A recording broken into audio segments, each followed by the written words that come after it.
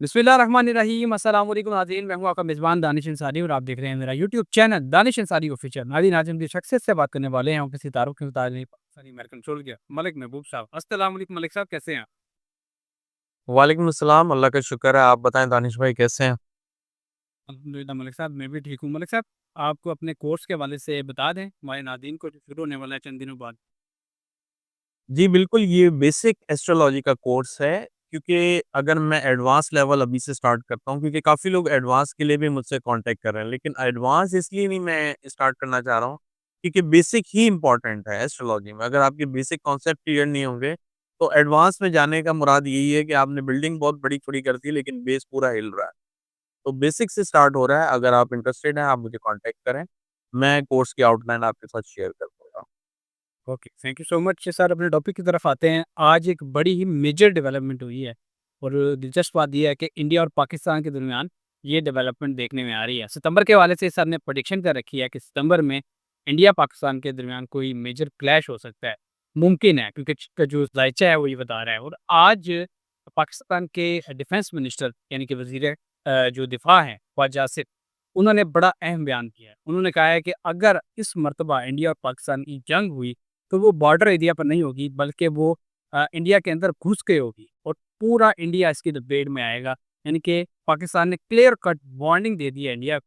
जबकि इस बयान के बाद ये तवक्को की जा रही है कि इंडिया के वज़ीर दिफ़ा की तरफ से भी इस तरह का कोई बयान सामने आएगा। इससे पहले इंडिया के एयर चीफ मार्शल ने एक बड़ा ही भौंदा किस्म का क्लेम किया जंग के 3 महीने बाद, वो ये कि उन्होंने पाकिस्तान के 5 जेट्स जो हैं वो गिराए हैं।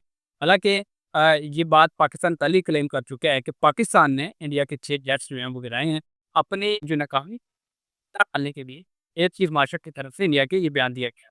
इसके अलावा एक मेजर डेवलपमेंट वो ये हुई है कि बलूचिस्तान में जो ख्वारिज जो तंजीमें हैं, बीएलओ और एक और तंजीम मुजीब ब्रिगेड, इन्हें अमेरिका ने आज कलअदम तंजीम करार दे दिया है। तो इनका क्या मुस्तकबिल है? क्योंकि ये दोनों तंजीमें इंडिया की स्पॉन्सरशुदा थी और पाकिस्तान में दहशतगर्दी के जो वाक़यात हैं, उसमें मुलव्वस थी। तो इस बारे से सर से जानेंगे कि इंडिया के स्पॉन्सर्ड जो टेररिस्ट ग्रुप्स हैं, उनका क्या मुस्तकबिल है? पाकिस्तान और इंडिया के दरमियान जो मामलात ख़राब हो रहे हैं, ये कब तक मज़ीद बिगड़ सकते हैं या मज़ीद इसमें कोई बेहतरी आ सकती है? इस हवाले से भी जानेंगे। ओवर टू यू सर, बताइएगा। आज की मीडिया डेवलपमेंट के बारे से मैंने आपको बता दिया, हमारे डिफेंस मिनिस्टर का बयान। आपको क्या नज़र आ रहा है? क्या ये हालात जो हैं एस्केलेट होते दिखाई दे रहे हैं आपको? यार दानिश भाई ऑनेस्टली स्पीकिंग मैं अगर आपसे बोलूँ तो मैं यही दुआ करता हूँ कि ऐसा ना हो। मैं बार-बार हर वीलॉग में एक ही दुआ करता हूँ कि ऐसा ना हो। उसकी वजह वो ख्वाजा आसिफ ने पहले भी बता दी। मेरे ख़्याल से उन्होंने वाक़ई ही सही बात की कि इस दफ़ा जो महाज़ है वो बॉर्डर्स पे नहीं दिख रहा और मैंने आपको बहुत क्लियरली 1-2 महीने से बोलता हुआ आ रहा हूँ। लेकिन हमारी जो एक ऑडियंस है वो शायद इस चीज़ को समझ नहीं पाती या वो क्रिटिसाइज़ ज़ोन में रहती है, क्रिटिसाइज़ मोड में रहती है कि वो किसी बात को पकड़ के किसी तरीके टरोड़-मरोड़ के बोलते नहीं, ऐसी बात आपने की नहीं है। मेरी गुज़ारिश है प्लीज़ इसको एंड तक सुना करें।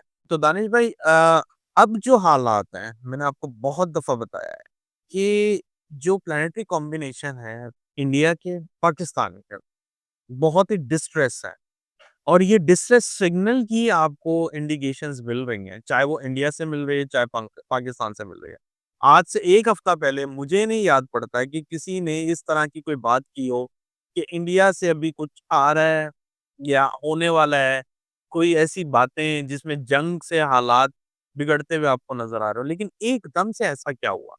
ऐसा ये हुआ है कि मर्क्यूरी आपका रेट्रोग्रेड था और मैंने आपको बताया मर्क्यूरी रेट्रोग्रेड होने की वजह से जो दूसरे दूसरे प्लैनेट के सर्किट है वो कंप्लीट हो रहे हैं और उन्होंने ये इनिशिएशन ले लिया हुआ है प्लैनेट्स में कि ऐसा कोई महाज गर्म करना है जिसकी वजह से इंडिया तैश में आके कोई गलती करे और जैसे ही इंडिया गलती करेगा तो जो ख्वाजा आसिफ साहब ने कहा है मुझे लग रहा है कि वो होने वाला है। इस दफा जंगें मुझे नॉर्मल लेवल की नहीं दिख रही। अगर इन्होंने बोला है इंडिया में घुस के, चले आप घुस के ना भी बोलें कि इंडिया के बीचों बीच ना भी करें, लेकिन इंडिया को नुकसान पहुंचेगा। मैं ये नहीं कह रहा हूँ पाकिस्तान को नहीं पहुंचेगा, जी पाकिस्तान को भी नुकसान पहुंचेगा, लेकिन इस दफा की जो वॉर होगी उसका जो इंटेंसिटी होगी वो बहुत एक्सट्रीम लेवल की है और ये एक्सट्रीम लेवल पे होने की वजह से सबको परेशान करेगी करेगी। चाहे वो बिज़नेसमैन हो, आपके स्टूडेंट्स हों, आपके कोई भी तबके से ताल्लुक़ रखने वाले हों, सबके लिए डिफ़िकल्टीज़ है। आगे आने वाला टाइम इसलिए ज़रा सख्त है, हर लिहाज़ से, हर इंसान के लिए। और मैं फिर से आपको यही बोल रहा हूँ कि ये कैलकुलेशन है, मैं डराने के लिए नहीं बता रहा हूँ। लेकिन कैलकुलेशन में ये चीज़ें मुझे बहुत पहले से पॉइंट आउट हो रही थी, इसलिए मैं बार-बार इन चीज़ों को इंक्लूड कर रहा था। सितंबर, अक्टूबर, नवंबर ये 3 महीने आपको बहुत चेंजेस दिखाएँगे, हर किस्म का कॉन्फ्लिक्ट दिखाएँगे। ओवर एंड अबव पानी से रिलेटेड अभी भी एक्टिविटी मुझे जारी रहती हुई दिखेगी, लेकिन इतनी ज़्यादा नहीं। जो हमने एक पीक देखना था पानी का, वो हमने आपको जुलाई-अगस्त में देख लिया है। अब इंशाअल्लाह पानी के लिए जो भी चीज़ें आएँगी वो ज़रा अ, थोड़े गैप से, वक़्फ़े से आएँगी, लेकिन आएँगी ज़रूर और इनमें नुकसान भी बड़े होंगे। ठीक है सर। सर एक इम्पोर्टेंट क्वेश्चन और ऐड करना चाहूँगा, वो ये है कि हिस्ट्री में पहली मर्तबा हुआ है कि किसी इंडियन स्पॉन्सर्ड तंज़ीम को अमेरिका ने बज़ाते खुद कलदन तंज़ीम करार दिया हो। पाकिस्तान में पिछले 2 महीने से बड़ी सख्त कार्रवाइयाँ जारी हैं कलदन तंज़ीमों के खिलाफ, जिनमें जो मेजर तंज़ीमें थी वो बीएलए और मजीद ब्रिगेड थी, जो पाकिस्तानी आर्मी के खिलाफ कार्रवाइयों में मुलव्वस थी, उनकी शहादत में मुलव्वस थी। तो सर ये फर्स्ट टाइम ऐसा हुआ है कि अमेरिका पाकिस्तान में किसी तंजीम को जो कि बाहर से किसी मुल्क की स्पॉन्सरशुदा हो, उसको उसने करज़न तस्लीम करा दी है। आप क्या फ्यूचर देख रहे हैं? क्या इंडिया अब क्या मज़ीद कार्रवाइयाँ करेगा पाकिस्तान में? क्योंकि ज़ाहिर है इसका रिस्पॉन्स तो उनकी तरफ से आएगा, क्योंकि पाकिस्तान ने अमेरिका से रिक्वेस्ट की थी कि वो इनको पलटन करार दे। उनकी तरफ से करार दे दिया गया है। तो क्या अब ये कार्रवाइयाँ मज़ीद बढ़ेंगी या कम होंगी? देखिए, मुझे ये बढ़ती हुई दिख रही है। मैंने आपको पहले भी बताया है क्योंकि इंडिया की महादशा चेंज हो रही है। महादशा का मतलब होता है मेजर टाइम पीरियड। और मेजर टाइम पीरियड जब भी किसी इंसान, किसी देश, किसी मुल्क इनका बदलाव आता है, तो इनके असरात पहले से आने शुरू हो जाते हैं। ये नहीं है कि एग्ज़ैक्टली जिस दिन महादशा चेंज हुई है उसी दिन से रिज़ल्ट आएँ, उससे पहले से आने शुरू हो जाते हैं। और जो इक्लिप्स आने वाले हैं, वो जो है आपके 7 सितंबर और 20 और 21 सितंबर को ये इन चीज़ों में मज़ीद शिद्दत लाते हुए आपको दिखेंगे। एक और इम्पोर्टेंट क्वेश्चन सर आपसे पूछना चाहूँगा, वो ये है कि चाइना और अमेरिका का क्या किरदार अगर इंडिया पाकिस्तान के दरमियान कोई ताल्लुकात ख़राब होते हैं, कोई झड़प होती है, कोई जंग होती है, वो दोनों ममालिक जो सुपर पावर्स कहलाती हैं, वो क्या किरदार अदा कर सकती हैं इंडिया पाकिस्तान के दरमियान? क्या वो इस जंग को एस्केलेट करेंगी, बढ़ाएँगी या में अमन के लिए कोई किरदार अदा करेंगी? ये भी बता देखिए, चाइना तो आपको पता ही है कि चाइना का किरदार कैसा है, लेकिन अमेरिका का इतना कोई लफ़्ज़ी तौर से मुझे लगता है कि वो कोऑपरेट करेंगे, लेकिन उनका अमल दखल इस जंग में कुछ भी नहीं होगा, मैं आपको पहले से बता रहा हूँ।